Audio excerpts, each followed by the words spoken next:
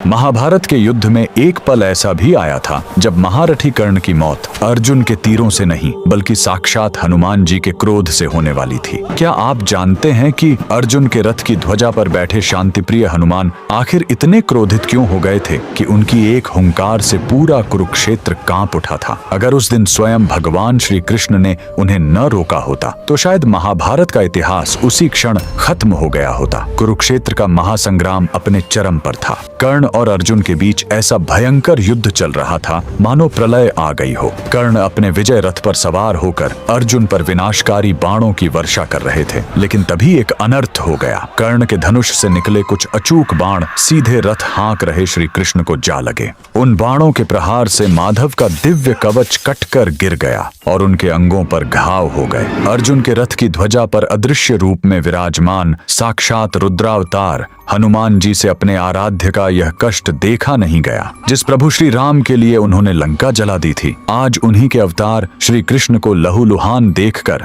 हनुमान जी का महाक्रोध ज्वालामुखी की तरह फट पड़ा। वे भयंकर गर्जना करते हुए अपना विराट रूप धारण करके कर्ण को मारने के लिए ध्वजा से उठ खड़े हुए। उनकी उस एक गगन भेदी गर्जना से कौरव तो क्या, स्वयं पांडव भी थर थर कांपने लगे। ऐसा लगा मानो आज पूरा ब्रह्मांड ही फट जाएगा। हनुमान जी का वो प्रलयंकारी रूप देखकर महारथी कर्ण के प्राण सूख गए। उनके हाथ से धनुष छूट गया और उनका सारथी भय से जम गया। हनुमान जी के दांत कटकटा रहे थे और उनकी आंखों से ज्वाला बरस रही थी। स्थिति को हाथ से निकलता देख भगवान श्री कृष्ण ने तुरंत हनुमान जी को रोका। माधव ने शांत स्वर में कहा, हे मारुति, शांत हो जाओ।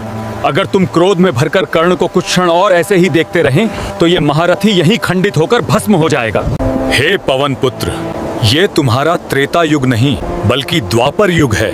यहाँ कोई भी तुम्हारे क्रोध तो क्या, तुम्हारे तेज का एक अंश भी सहन नहीं कर सकता। अपने आराध्य श्री कृष्ण के ये वचन सुनकर हनुमान जी का क्रोध शांत हुआ और उस दिन कर्ण को एक नया जीवन दान मिला। यह घटना इस बात का सबसे बड़ा प्रमाण है कि हनुमान जी की शक्ति के आगे ब्रह्मांड का कोई भी योद्धा टिक नहीं सकता। अगर आप भी बजरंगबली के इस सर्वशक्तिशाली स्वरूप को नमन करते हैं तो कमेंट्स में पूरे गर्व के साथ जय श्री राम जरूर लिखें।